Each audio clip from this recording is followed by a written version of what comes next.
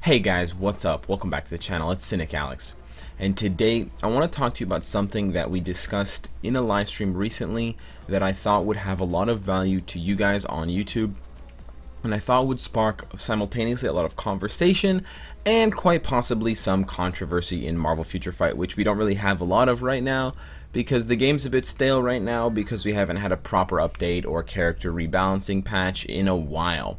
What am I talking about? Well, I'm talking about kind of a list of the top 30 characters in the game. And the list that I've constructed obviously is of my own opinion, using some of the crowd opinions of the Twitch bros and the chat. However, it's mostly how I see things and how I see the game. So I do want to preface it by saying that this is not a list that's guaranteed to be true. You may disagree with me. I welcome you to disagree with me and let me know in the comments below. However, I do want to explain a little bit about the list before I give it to you so that you understand how the list is being constructed, because it's important to know what my criteria are before you critique it and let me know if you would make any changes to it.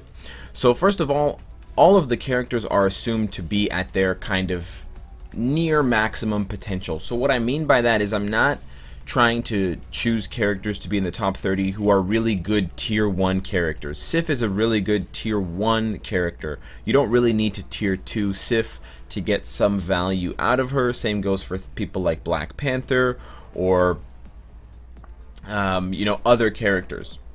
I'm talking about characters in this list that will be near the top of their potential. So they're going to have their uniform for sure.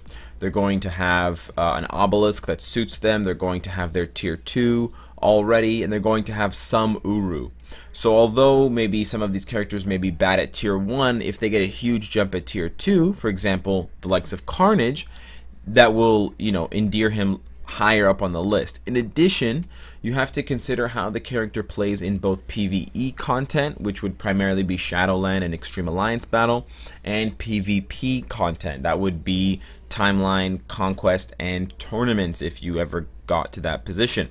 However, you do need to consider that factor because a character like Elsa, for example, has been less and less frequently recommended or told that new players should get because her value in PvP, especially things like Conquest, is so low compared to her PvE value. She's a good character for story mode content where you manually control her, but when it comes to auto control, half of the time Elsa just kills herself because she doesn't prioritize her 5th skill at all. So taking those things into consideration, the list is something like this. And you'll take a look at the list and you'll notice, of course, at the beginning there's lots of native tier 2 characters. Of course, that has to be the case. I think the first thing that jumps out to a lot of people, or might jump out to a lot of people, is the fact that Sharon Rogers is quite low down on this list. And primarily that has to do with the fact that Sharon Rogers is not a good PvP character.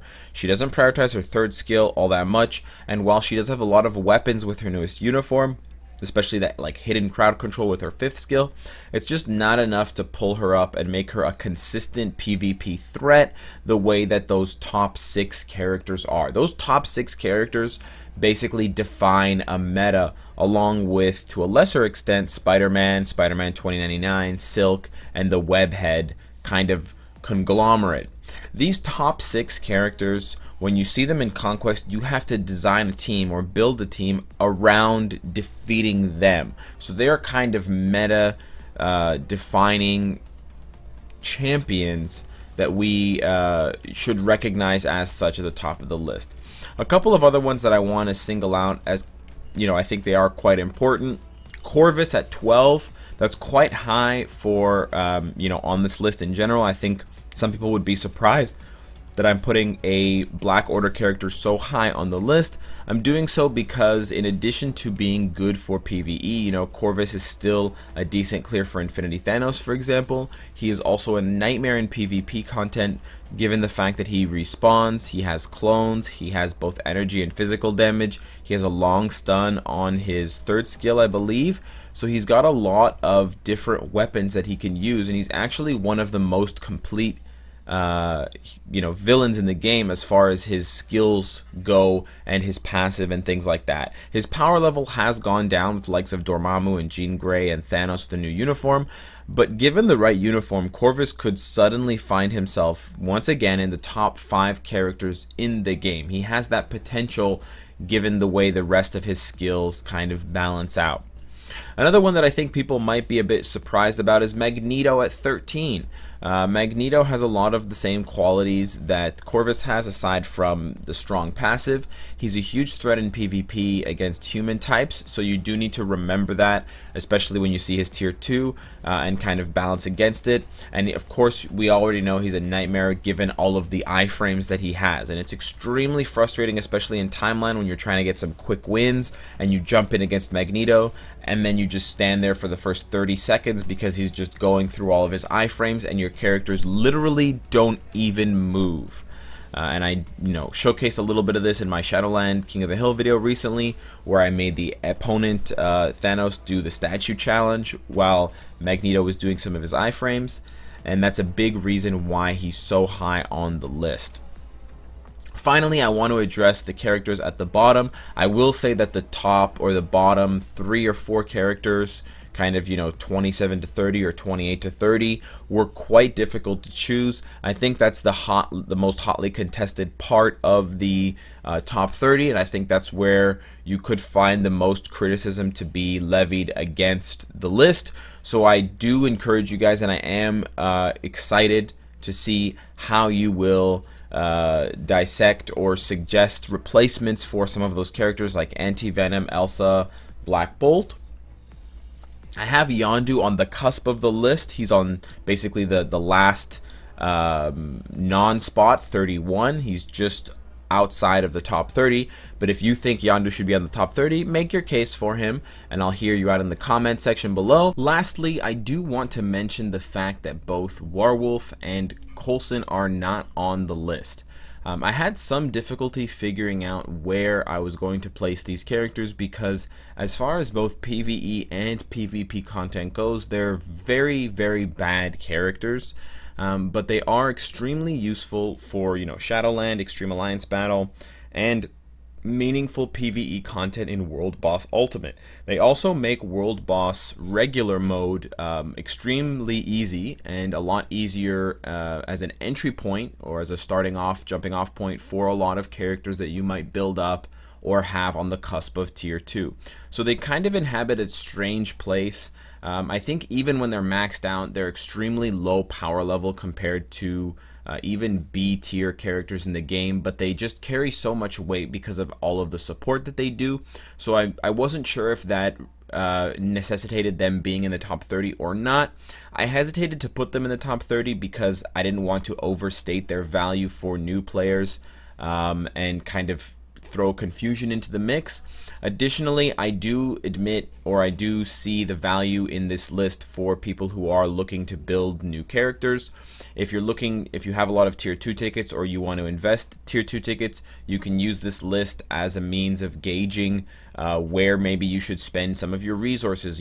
Outside of the top 6, the very first non-native tier 2 character is Sharon Rogers, and that's on purpose because she is far and away the best non-native character in the game, the best non-native tier 2.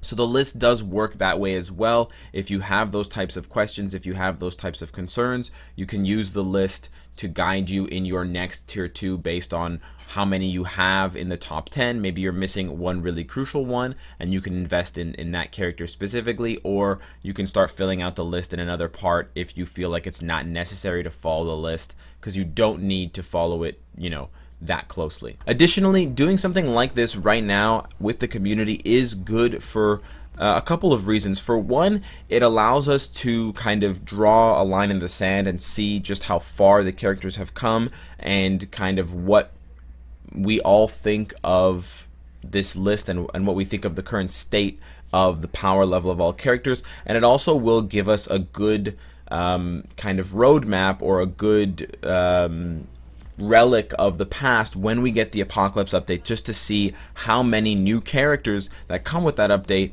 suddenly jump and inject themselves into the top 30 and shake up this list. And you know how much it's shaken up. Is Jean Grey moved down from the top?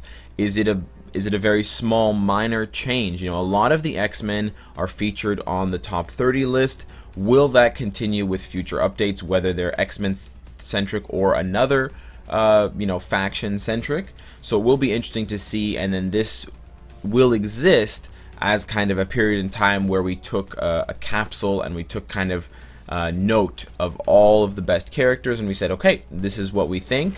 And then it's easy to compare in a couple months, it's easy to compare in a few months, you know, how much things have changed. So help me compare, help me take a look at things, and hopefully we can have an interesting conversation about it. And of course, guys, if you like what you see, I hope to see you again tomorrow. Take care.